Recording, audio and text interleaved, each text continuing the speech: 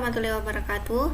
Materi yang akan saya bahas hari ini yaitu klasifikasi komponen elektronika analog oleh Bapak Dr. Mustari Lamada SPDMT dan Ibu Nuri Dayanti SPDMPD. Yang pertama, komponen pasif.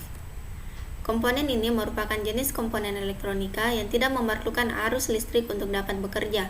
Tidak seperti komponen aktif, komponen pasif tidak bisa bersifat menguatkan, mengarahkan, mengubah suatu bentuk energi ke bentuk energi lainnya. Komponen pasif terbagi menjadi 3, yaitu resistor, kapasitor, dan induktor. Yang pertama, resistor.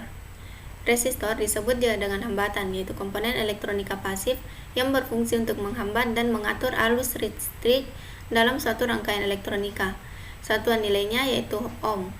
Nilai resistor biasanya diwakili dengan kode angka ataupun gelang warna yang terdapat di badan resistor.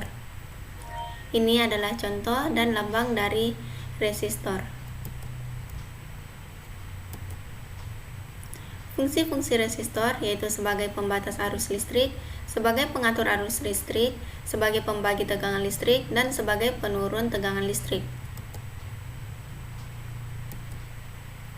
Ada beberapa jenis resistor.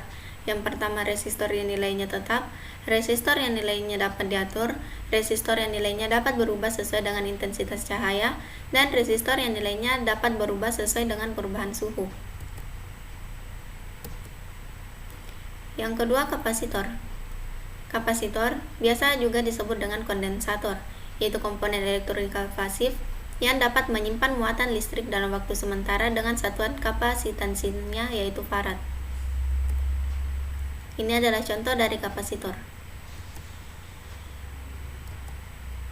Fungsi dari kapasitor yaitu sebagai penyimpan arus atau tekanan listrik, sebagai konduktor yang dapat melewatkan arus AC, sebagai isolator yang dapat menghambat arus DC, sebagai filter dalam rangkaian power supply, sebagai kopling, sebagai penggeser fasa, dan sebagai pemilih gelombang frekuensi.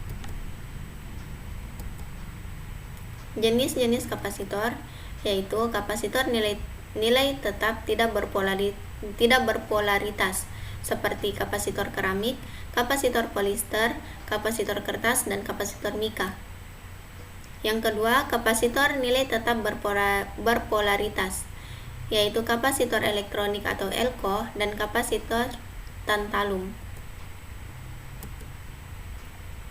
Ketiga, induktor. Induktor ini biasa juga disebut dengan koil atau kumparan. Adalah komponen elektronika pasif yang berfungsi sebagai pengatur frekuensi, filter, dan juga sebagai alat kopel atau penyambung.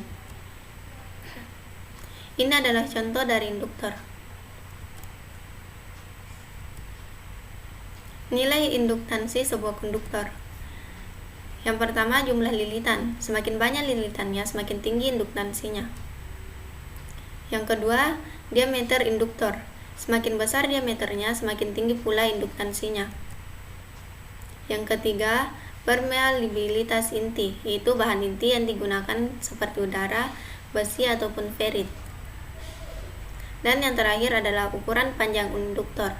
Semakin pendek induktor, semakin tinggi pula induktansinya. Fungsi dari induktor yaitu sebagai filter dalam rangkaian yang berkaitan dengan frekuensi, sebagai transformer, motor listrik, solenoid, relay, speaker, dan mikrofon. Yang kedua yaitu komponen aktif. Komponen aktif adalah jenis komponen elektronika yang memerlukan arus eksternal untuk dapat beroperasi. Dalam hal ini, rangkaian elektronika, arus listrik yang dibutuhkan bisa saja arus AC ataupun DC.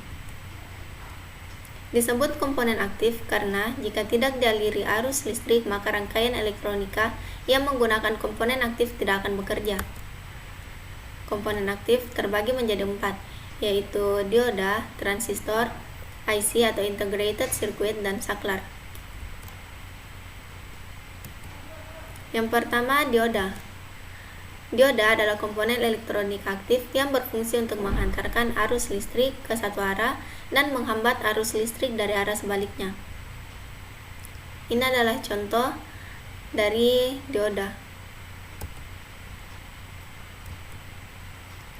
Yang kedua, transistor. Transistor adalah komponen elektronik aktif yang memiliki berbagai macam fungsi seperti penguat, pengendali, penyearah, osilator, modulator, dan lain sebagainya. Ini adalah contohnya.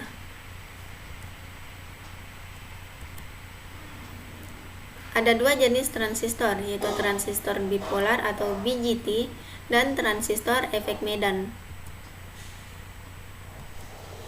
Yang ketiga, integrated circuit atau IC. Ini adalah komponen elektronik aktif yang terdiri dari gabungan ratusan, bahkan jutaan transistor. Transistor dan komponen lainnya yang diintegrasi menjadi sebuah rangkaian elektronika dalam sebuah kemasan kecil. Pada umumnya, IC adalah komponen elektronika yang digunakan sebagai otak dalam suatu peralatan elektronika.